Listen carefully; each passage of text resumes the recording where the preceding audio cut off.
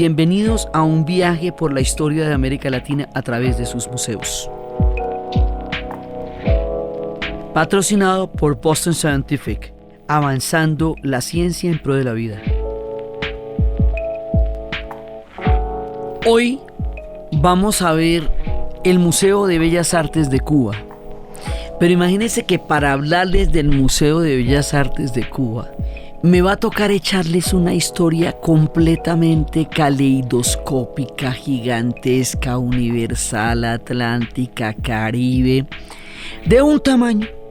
Porque del tamaño que es la historia que les voy a contar, es el Museo de Bellas Artes.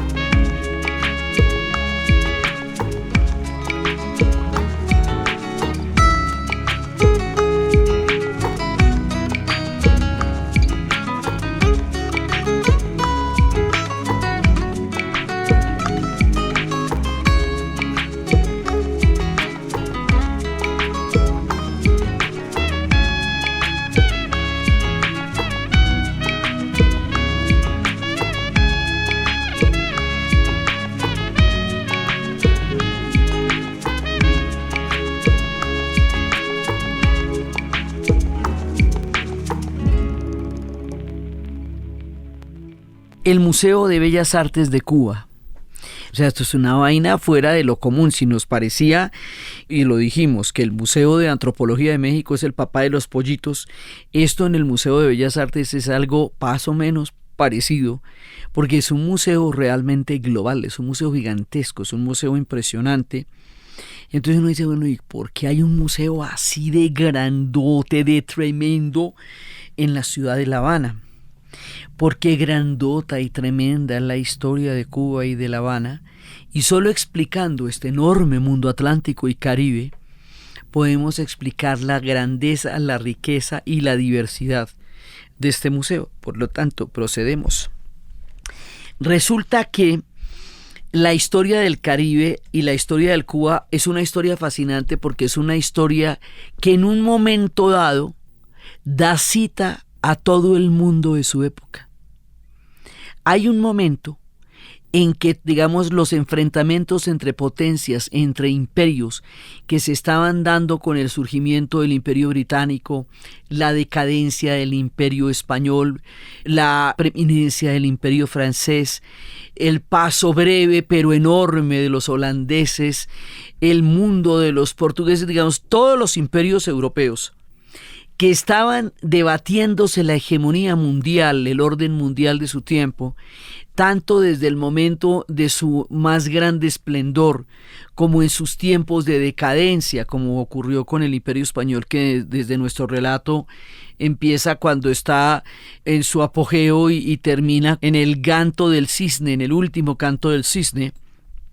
Todo eso va a tener que ver con el Caribe, porque el Caribe se va a volver el escenario donde se van a disputar las grandes batallas, los grandes imperios.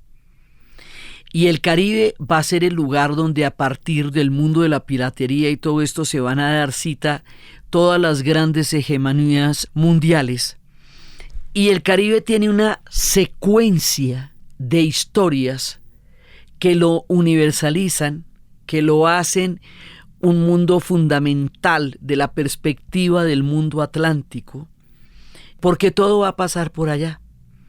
Digamos, si alguna vez nosotros decíamos que Turquía o los Balcanes eran porciones de tierra que todo el mundo necesitaba cruzar para llegar de oriente a occidente, el Caribe va a ser el mundo donde se encuentre toda la Europa de su época y va a ser como, digamos, el peso específico del mundo atlántico a este lado de los hemisferios de nuestra historia. Es una historia global, gigantesca.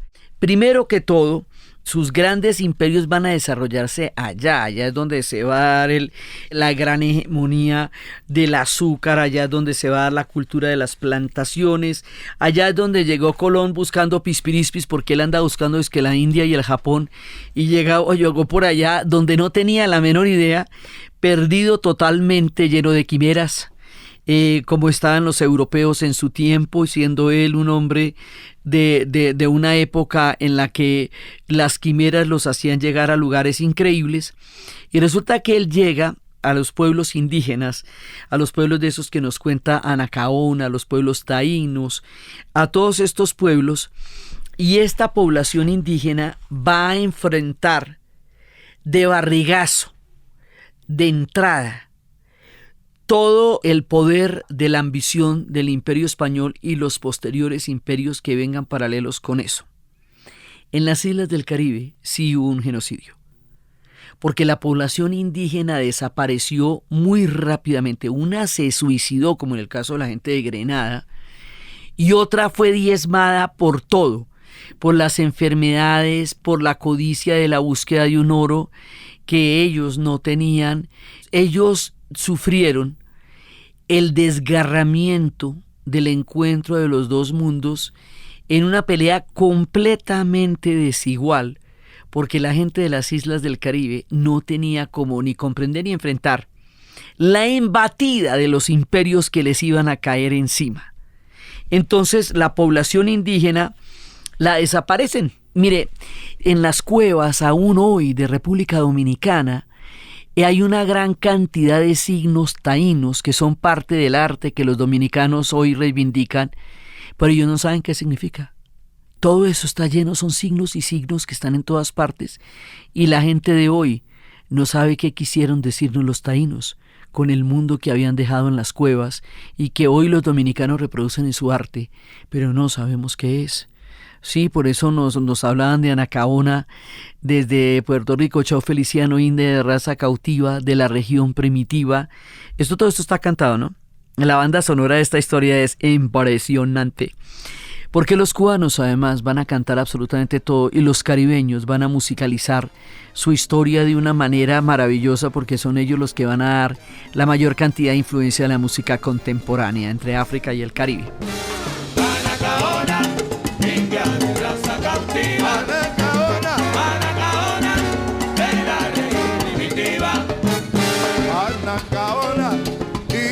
de raza cautiva. Anacaona, de la región primitiva. Anacaona, oí tu voz, como lloró, cuánto gimió. Anacaona, oí la voz de tu angustiado corazón. Tu libertad nunca llegó. Ese dolor. Anacaona, india de raza cautiva. Anacaona. Anacaona, india, pero india de raza cautiva. Anacaona, de la región primitiva. ¡Asa! Entonces, sobre la tragedia indígena, que en el caso del Caribe es fácilmente demostrable, pasa que se van a desarrollar unas industrias gigantescas que la comunidad indígena no va a poder desarrollar esclavizada por sustracción de materias que los exterminan. Entonces España desarrolla una economía agrícola y para ello va a necesitar una enorme cantidad de mano de obra, y esto nos va a llevar a otra tragedia comparable y terrible. O sea, en el Caribe tenemos dos tragedias: un genocidio indígena previo y el horror del comercio triangular. El comercio triangular es el momento en que de entrada primero los portugueses, pero luego le va a seguir todo el mundo: los españoles, los ingleses, los holandeses, los daneses, sí, los franceses, todos los demás imperios van a tomar a los pueblos africanos como mercancías de mano de obra para explotar las plantaciones que les van a generar una riqueza colosal. Entonces los pueblos africanos, que en un principio comerciaban con los portugueses cuando estaban bordeando el litoral del África Occidental, y van a dar la vuelta al Cabo de la Buena Esperanza y van a circunnavegar el África. En un principio los portugueses tenían un comercio sobre ébanos, maderas preciosas, oro con las comunidades africanas. Pero luego las comunidades africanas mismas van a hacer el comercio. Los africanos tenían esclavos, pero esas esclavitudes estaban generadas por deuda o por pérdida de guerras. Pero lo que va a pasar ahora no había pasado antes. Y es que la esclavización de las comunidades negras los va a privar de su carácter de seres humanos para convertirse en mercancías. Es decir, los van a despersonalizar para volverlos objetos de un intercambio de trabajo esclavo que va a generar una riqueza colosal que es la base de los imperios europeos. Entonces, cada uno hace lo suyo. Se llama el comercio triangular porque eso es un gana-gana por donde vienen. Del África van a traer a los pueblos esclavizados, los traen para acá, de acá sacan el azúcar y luego se llevan. O sea, esos barcos del comercio triangular en ningún momento están vacíos. Todo el tiempo están generando riqueza. Y parte de esa enorme riqueza que van a generar es el trabajo humano esclavo.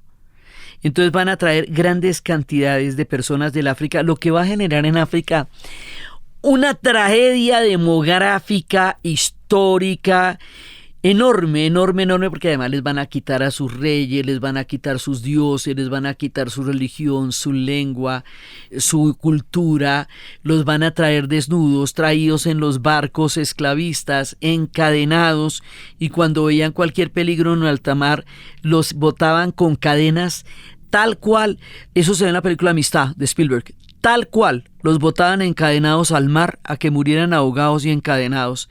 Dentro de los cálculos de las aseguradoras estaba que se perdía parte de la carga. Eso quiere decir que un porcentaje enorme de las personas que eran esclavizadas y traídas en barcos iba a morir durante la travesía. Y eso estaba calculado por los riesgos de las aseguradoras, porque ellos eran mercancías, y hubo ocasiones en que las plantaciones no estaban, dentro de la contabilidad de los habitantes que trabajaban en la hacienda, sino de los bienes inmuebles de la hacienda.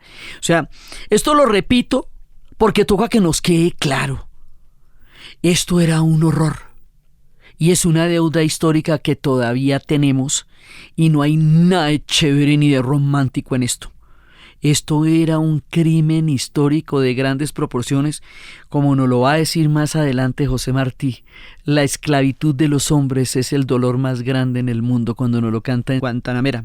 Y resulta que vienen estos también, o sea, ya los pueblos indígenas fueron diezmados hasta casi la extinción en el Caribe. Y luego vienen los pueblos africanos en las condiciones más terribles, que después Malcolm X diría: nosotros no llegamos acá en la Pinta de la Niña de la Santa María, nosotros llegamos como esclavos para ser vendidos y subastados en los puertos. Entonces van a llegar, y esto va a llevar a una riqueza vertiginosa en el comercio de las plantaciones. Con su miseria van a generar una riqueza gigantesca, y van a hacer que las colonias españolas, inglesas, francesas se vayan a volver enormes fuentes de riqueza, y el Caribe se va a volver un fractal de toda la historia geopolítica de su época. En el momento en que el Tratado de Tordesillas el Papa le entrega a los portugueses y a los españoles la totalidad de la América del Sur, y de la América más o menos desde la mitad de lo que hoy es Estados Unidos, o sea, México y Centroamérica, es una porción muy grande de tierra. A partir de ahí, los ingleses, los franceses, los holandeses y los demás europeos, sobre todo los ingleses y los holandeses, que ni siquiera son papistas, son protestantes, no van a reconocer en Tordesillas una validez que ellos estén en condiciones de respetar, por eso es un criterio religioso. Y nosotros no creemos en el Papa. Entonces no podemos respetar la decisión de Tordesillas de repartir todas las tierras descubiertas por Colón entre unos y otros solamente. Entonces la manera como los ingleses, holandeses, daneses, incluso los franceses, van a contraatacar este reparto del cual fueron excluidos es a través de la piratería. Entonces eso tiene todas las modalidades. Hay unos que están directamente financiados por la corona, que se llaman los corsarios. Hay unos que están ilegalmente financiados por la corona. Hay unos que son empresarios independientes. Entonces hay piratas, hay bucaneros, hay corsarios.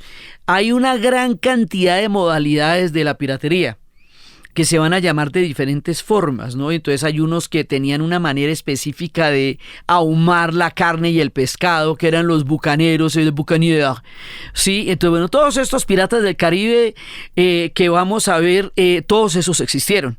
Y todas esas leyendas del mar, todas esas existieron.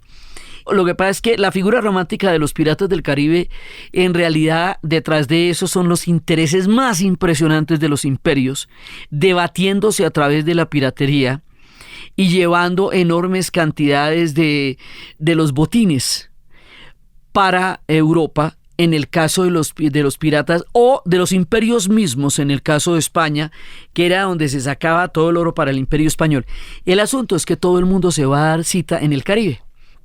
Por lo tanto, vamos a tener un Caribe anglo, un Caribe holandés, un Caribe, o sea, esto es Jamaica desde de los ingleses, digámoslo por decirlo de alguna manera, Aruba, Bonaire y Curazao de los holandeses, el Caribe de los franceses, Martinica, Guadalupe, la misma isla de Cayena, y así todos ellos van a tener un pedazo de su imperio puesto en el Caribe. Entonces eso hace que el Caribe tenga una diversidad absolutamente impresionante en términos de las influencias de los imperios, en términos de la diversidad de los pueblos africanos que llegaron de todas partes del África Occidental al Caribe, y esto todo se va a mezclar en lenguas, incluso en religiones, porque unos serán protestantes, y va a dar una diversidad inimaginable. Por eso les digo que esta historia es caleidoscópica. Las religiones que van a venir, los protestantes, los católicos, las religiones africanas, los yoruba, lo que va a ser la santería, el vudú, todas las religiones que ustedes se imaginen, las religiones que hubieran podido sobrevivir a los indígenas, que son apenas vestigios, pero aquí va a haber toda clase de dioses, toda clase de espíritus, toda clase de ritmos, toda clase de tambores, toda clase de violines, toda clase de vihuelas, toda clase de músicas van a llegar acá. Y lo que va a sostener todo este tinglado gigantesco y todos estos avances en la navegación, porque por aquí también va a haber una cantidad de innovaciones en la navegación y todo eso, va a ser prácticamente una cosa: el azúcar. Es tal la rentabilidad del azúcar que desarrolló todo este imperio comercial. Y el azúcar en ese momento se vuelve muy, muy apreciado, porque el azúcar da energía, endulza el té. El té de las 5 de la tarde de los ingleses se endulza con azúcar. Los pastelitos franceses, sí, también se endulzan con azúcar. Cuando el azúcar se divulga, eso se vuelve un hit. Hoy por hoy al azúcar le tienen toda clase de estigma, ¿no? Y el pobre azúcar está hoy de lo más en la baja, ¿no? Entonces él es el culpable de la diabetes y todas esas cosas, pero en ese momento el azúcar era lo último en guarachas. Entonces la palabra, que entre otras cosas en español viene del árabe, porque en francés se dice sucre, en inglés se dice sugar, pero nosotros decimos azúcar. Esa es una palabra que, como otros 7,000 vocablos, viene del árabe. Y entonces el azúcar pues es adictiva, es deliciosa, va a generar una producción agrícola impresionante, unos cañaduzales inimaginablemente grandes y vienen de ahí.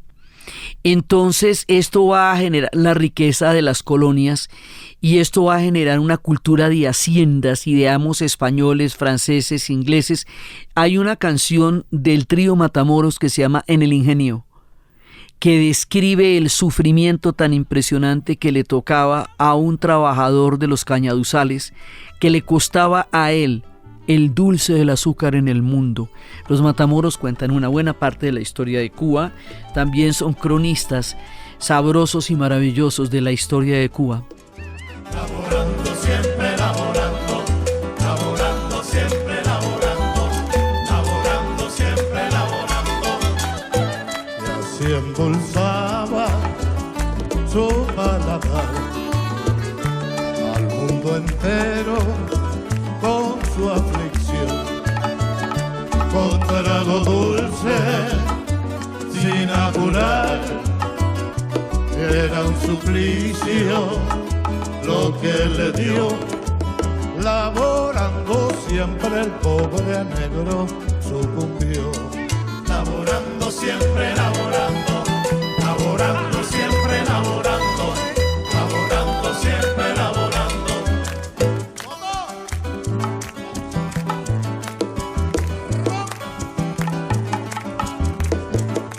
Entonces Cuba se va volviendo poco a poco un epicentro importantísimo de todo este mundo caleidoscópico y enorme. Todo va confluyendo hacia La Habana, porque en un momento dado, para los españoles, La Habana era en el Caribe el equivalente a lo que era Sevilla en su propia tierra. Es decir, es como la franquicia más grande del Imperio Español era La Habana en el Caribe. Habíamos visto que cuando estábamos en el Museo de Antropología que el virreinato de Nueva España era el centro de la jugada y que el del Perú era otro tanto. Sí, bueno, pues haga de cuenta, La Habana es eso en el Caribe. Haga de cuenta eso, pero en un mundo atlántico.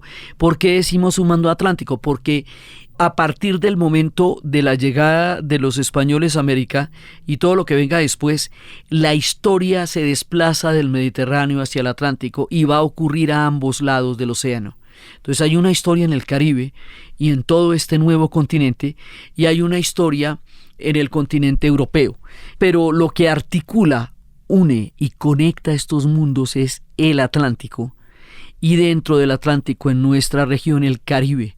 Y decimos que conecta porque después de que la navegación desapareció, parece que los mares dividen y separan, pero en aquella época los mares juntaban y conectaban.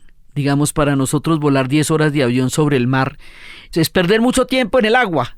Para ellos el mar era lo que los comunicaba, eran otras épocas y el mundo estaba en la navegación.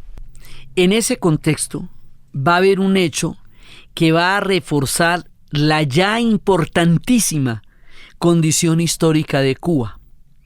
Y es que para cuando llegamos al siglo XIX, que va a marcar las independencias de todo nuestro continente, va a haber una isla pionera, avanzada. Ella también era una de las grandes islas de la mayor riqueza del Caribe, Haití. Haití era súper próspera, era la perla de los franceses, era el lugar de donde ellos tenían su riqueza, era un lugar donde también estaban sus haitianos ilustrados y franceses ilustrados, y también había gente haitiana en Francia. Era, como hemos dicho, la esquina del movimiento.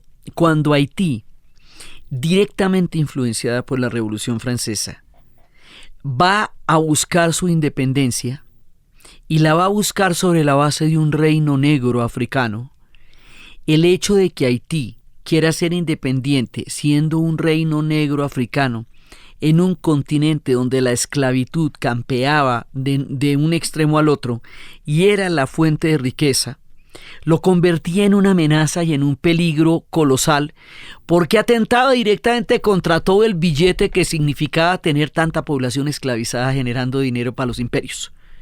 Entonces la van a castigar con todo.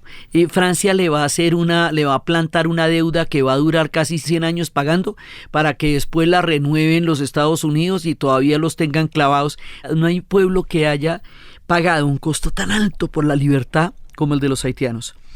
Siendo los haitianos tan amenazadores para el sistema de esclavitud como sustento económico de los imperios, Haití va a quedar bloqueada, y toda la importancia que Haití tenía hasta ese momento sin la cual además no existe el proyecto de independencia del continente americano. Nada se hubiera podido hacer sin Haití. Valga esta o sea otra vez la ocasión para aclararlo, porque sin Haití no hay independencia, porque él es el que le va a dar a Bolívar las armas para devolverse las instrucciones y el compromiso de que los países que independice deberán reconocer la libertad de los esclavos.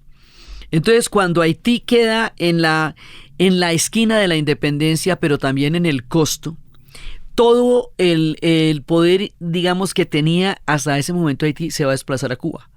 Entonces Cuba se vuelve importantísimo y durante el siglo XIX Cuba va a crecer de una manera exponencial y Cuba va a ser la perla de la corona española, motivo por el cual le va a costar muchísimo trabajo independizarse, porque como les digo, tenía la importancia de Madrid y de Sevilla.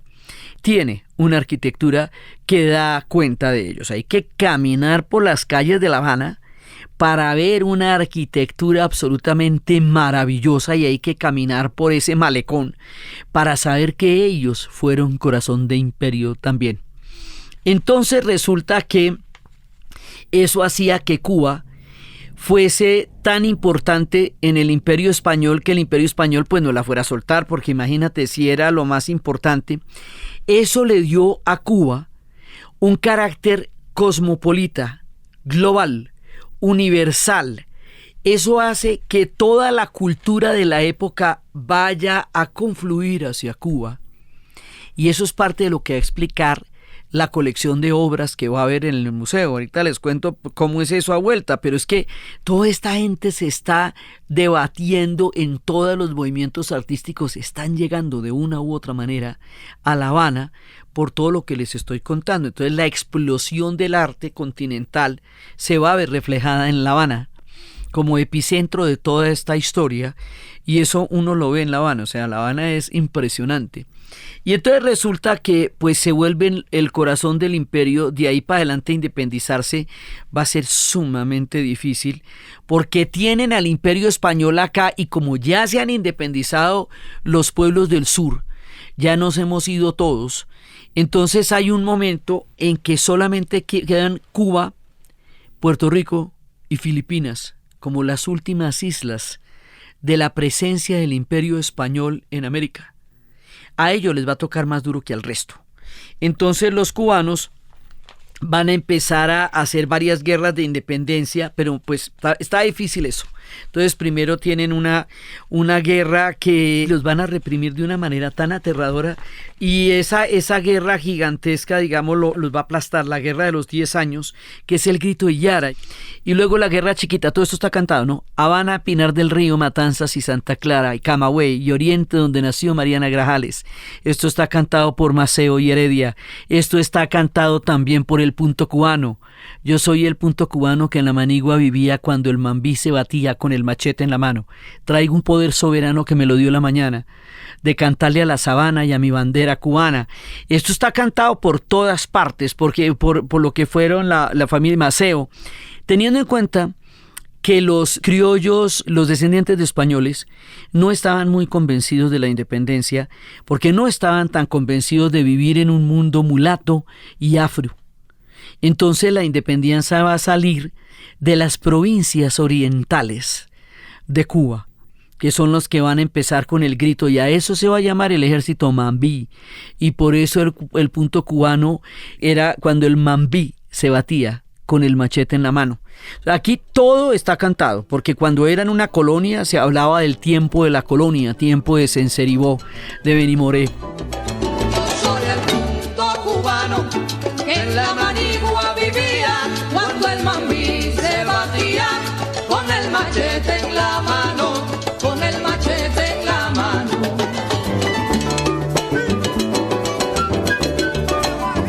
Tengo un poder soberano que me lo dio la sabana, de cantarle a la mañana, brindándole mi saludo a la palma, al escudo y a mi bandera cubana, y a mi bandera cubana.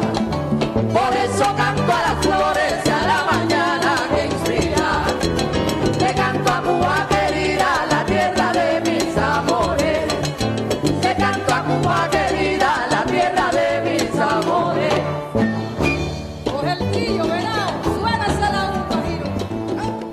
Entonces viene la independencia y aquí hay un pensador, hay una cosa impresionante entre los cubanos, y es que entre ellos va a haber hombres de una erudición y de un pensamiento global, tan global como era Cuba. Hay un tipo que se va a pensar la América, cuando América no se había pensado todavía a sí misma, y eso es José Martí.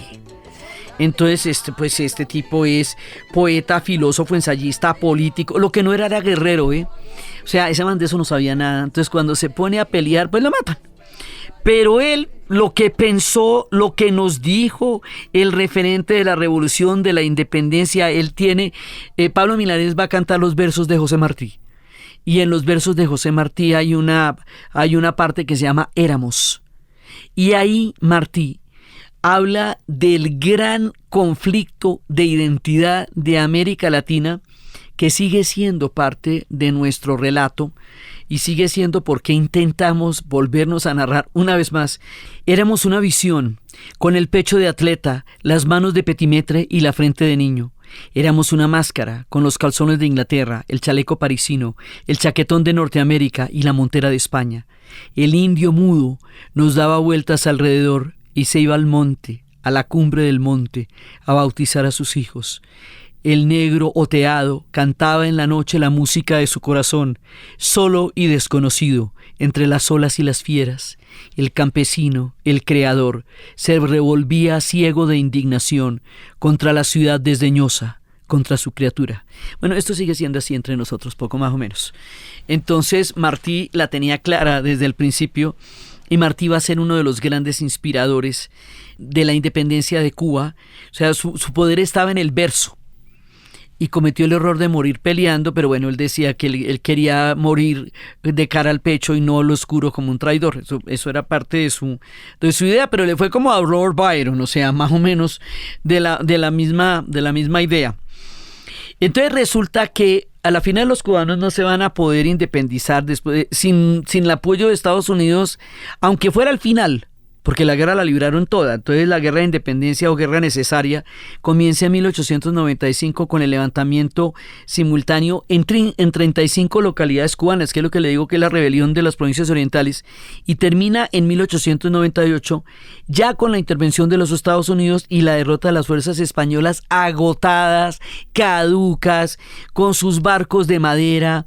Los Estados Unidos ya tenía barcos con coberturas de acero y además un destino manifiesto, porque ellos ya se habían puesto en la situación en la que no tenían enemigos ni en México ni en Canadá, sino solamente allende los mares. Pues imagínate, pero todavía nadie había ido a pensar en atacarlos, pero decían que para tener una seguridad global necesitaban tener territorios de su cobertura en el Caribe y en el Pacífico, motivo por el cual intervinieron en esta guerra. Ellos se quedan con Puerto Rico como una indemnización. Puerto Rico queda casi que de ñapa, un estado libre asociado a Puerto Rico, no tuvo chance ahí, nadie le preguntó. Filipinas va a ser una rebelión enorme y se va a independizar y después volverán los norteamericanos a Filipinas, eso ya son otras historias. Pero en 1901 se firmó una cosa que es una forma de independencia que queda de todas maneras anclada, de alguna manera no completa, y eso se llama la Enmienda Platt. La Enmienda Platt aseguraba que los Estados Unidos tenían el derecho a intervenir en Cuba si de alguna manera sentía que su seguridad estaba amenazada. O sea, esto compromete la soberanía de Cuba al criterio de los Estados Unidos de poderla invadir si a bien tenía. Entonces, eso hace que la independencia no sea completa y bueno, va a durar mucho tiempo la Enmienda Platt, el tutelaje de los Estados Unidos sobre la historia de Cuba después de su independencia. Entonces, o sea, te dejo ese detallito, te dejo esa inquietud, la Enmienda Platt. Si ves un monte de espuma, es mi verso lo que ves. Mi verso es un monte y es un abanico de pluma. Yo vengo de todas partes y hacia todas partes voy. Arte soy entre las artes y en los montes soy. Mi verso al valiente agrada, mi verso breve y sincero, desde el vigor del acero con que se funde la espada, con que se funde la espada.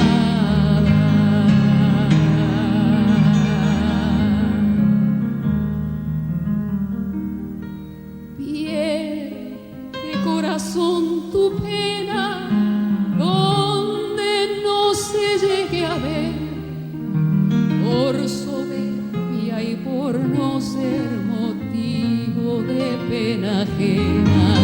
Mi verso es como un puñal que por el puño echa flores. Mi verso es un surtidor que da un agua de coral.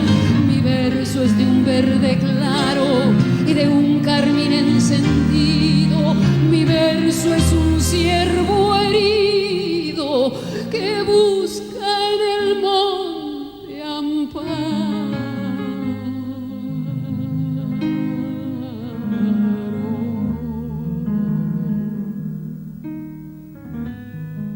Entonces, bueno, los cubanos, a ver, con lo que se pueda, vamos a sacar Cuba adelante, y va a ser un momento en que Cuba va a tratar de sacar adelante un proyecto nacional y una construcción republicana de identidad. Bueno, pues se acaba de independizar, corría el año de 1898, todo el continente se había independizado. España después de esto va a entrar en una depresión profunda, va a haber una generación a la que le duela España, que va a ser llevada magistralmente a la poesía por la generación del 98, por Antonio Machado, por Azorín, por toda esa gran cantidad, esa constelación de poetas a quienes les va a doler España. Pero los cubanos echan pa'lante. Y para echar pa'lante necesitan un relato de Estado Nacional. Y cuando uno va a hacer un relato de Estado Nacional con una identidad republicana, ¿adivine qué necesita hacer? Pues el museo, no le digo. Eso no lo hicimos en México para poder narrar el México del futuro. Bueno, pues vamos a hacer un museo. Pero no es cualquier museo.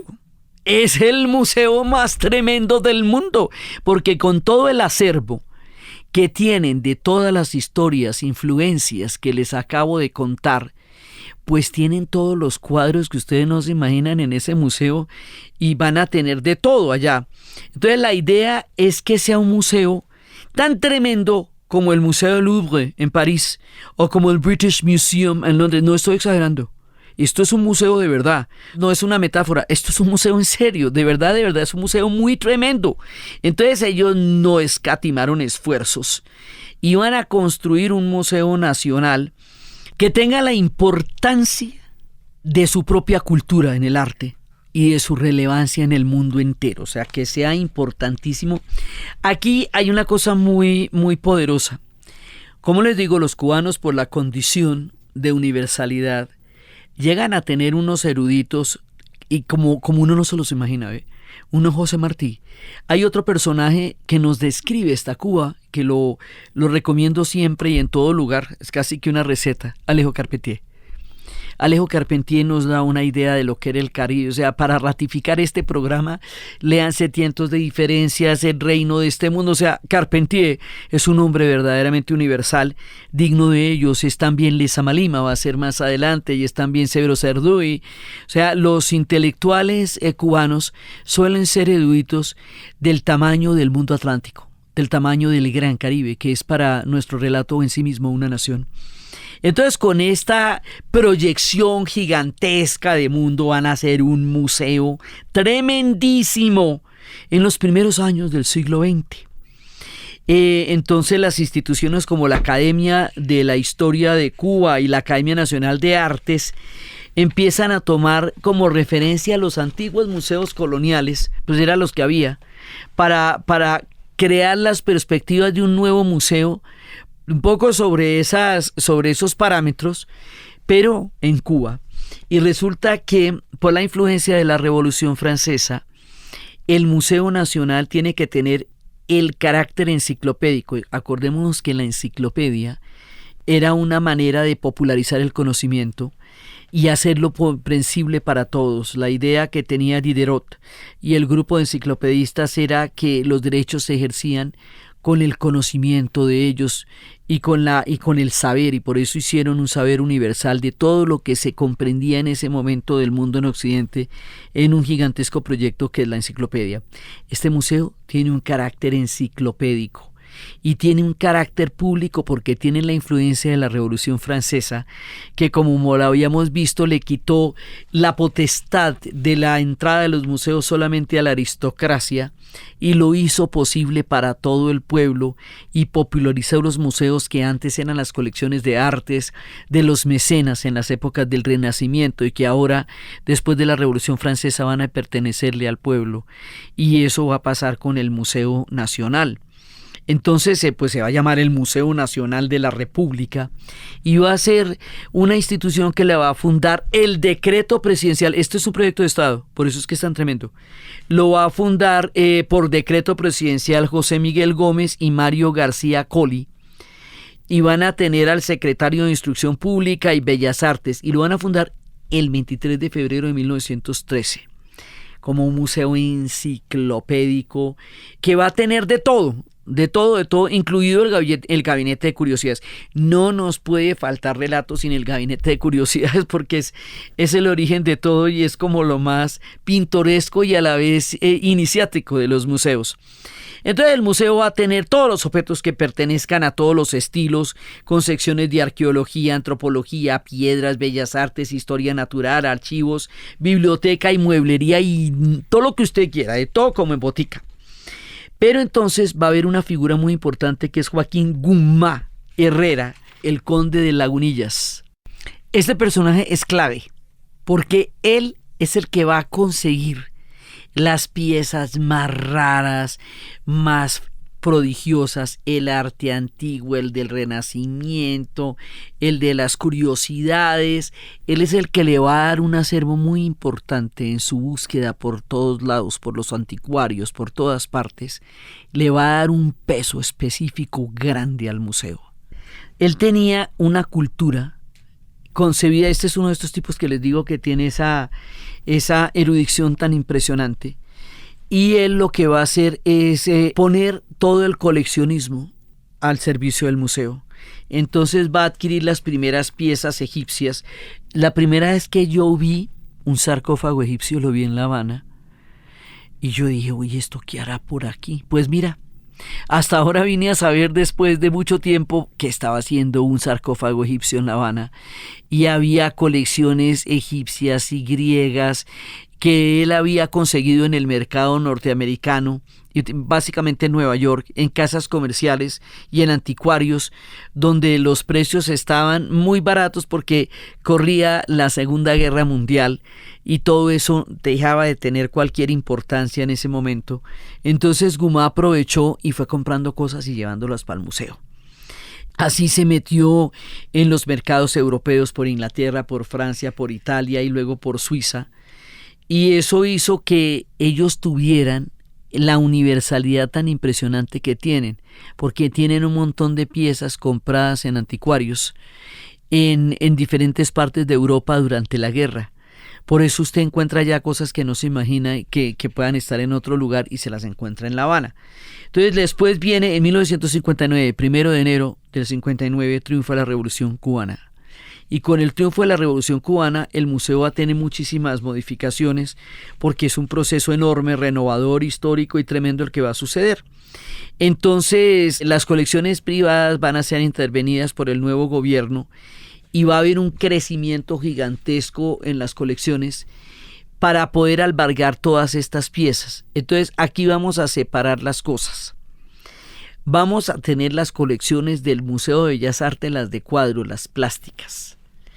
Vamos a tener el Museo Napoleónico, el Museo de Artes Decorativo, el Museo de Arte Colonial, entre otros.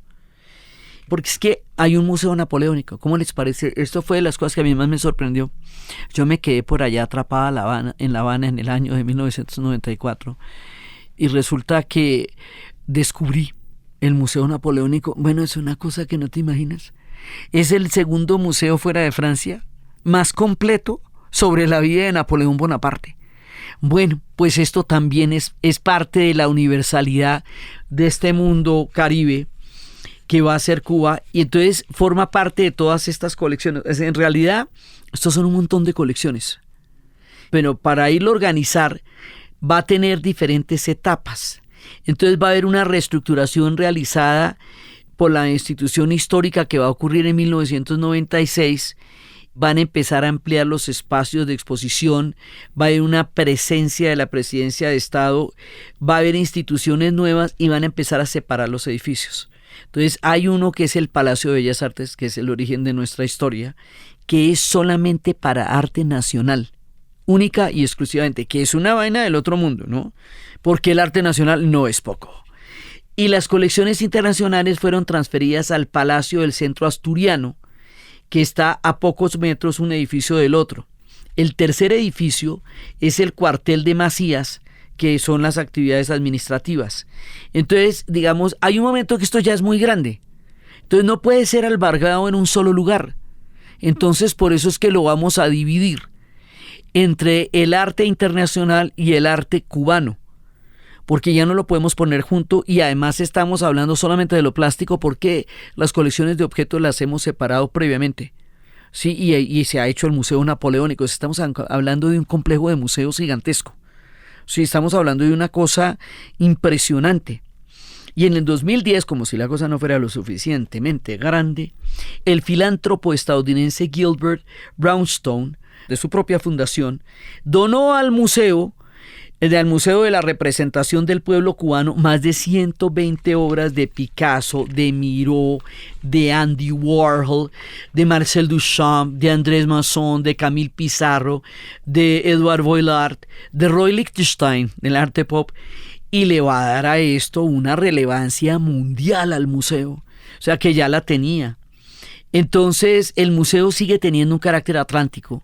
Digamos, la revolución lo organiza, pero su carácter originalmente atlántico sigue siendo tal, porque esto desborda cualquier clasificación histórica inclusive, y eso define a la isla como una isla atlántica y universal, y tiene donaciones de todos los lugares del mundo. Esto cada vez es más grande. Entonces, en los dos edificios, en uno está todo lo que se encuentra en las colecciones del antiguo edificio del Centro Asturiano de La Habana, y en el otro pues el Palacio.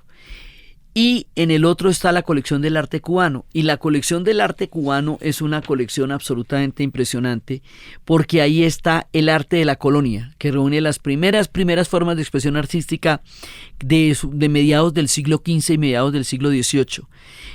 También tiene los cambios y los adelantos técnicos que se dieron en todo el florecimiento de las artes y de la cultura moderna local, y luego el arte moderno y el surgimiento de las grandes influencias de las vanguardias.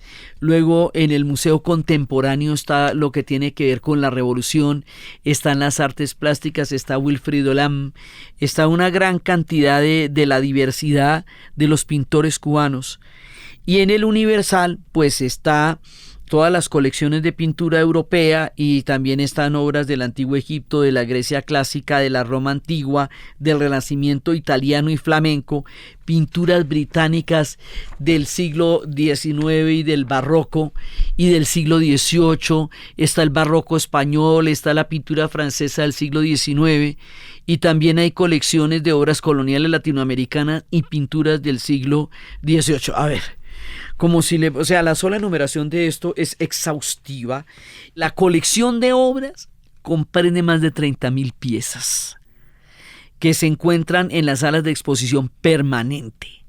Es donde están las pinturas, los dibujos, las esculturas, los grabados, las instalaciones, y está dividido pues en toda una gran cantidad de épocas históricas donde se retrata una historia tan caleidoscópica como el museo mismo.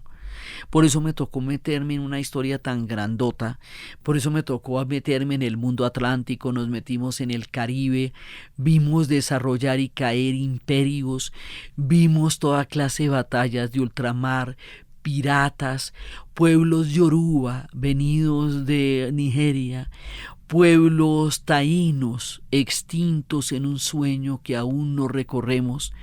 Todo esto para hacer el Museo de Bellas Artes de La Habana. Con eso le digo.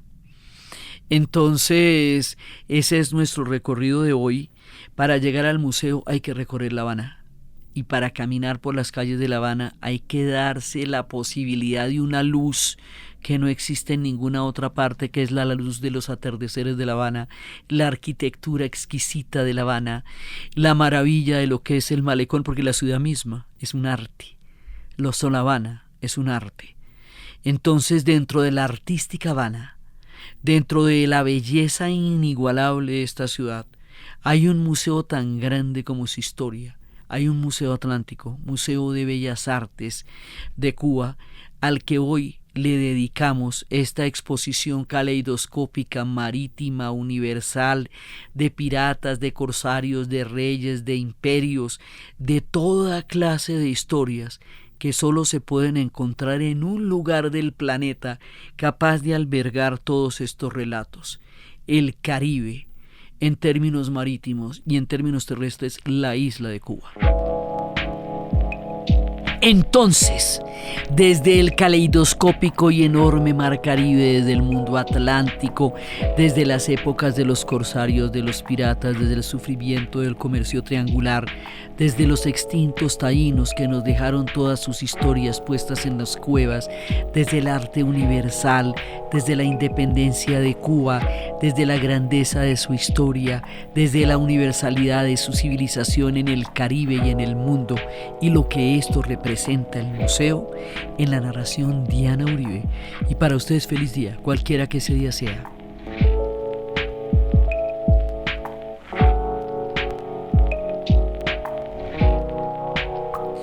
Este podcast fue posible gracias al equipo de la Casa de la Historia. Diana Suárez, Milena Beltrán, Arturo Jiménez Viña, Daniel Schwartz. Grabado en Los Gatos Estudio. La edición y la musicalización de Eduardo Corredor Fonseca, de Rueda Sonido, y siempre con la ayuda fuerte y poderosa de Santiago Espinosa Uribe y Laura Rojas Aponte del podcast Cosas de Internet. Damos créditos en nuestra historia a Carlos Hernández, el hombre que puso a Cuba en mi vida.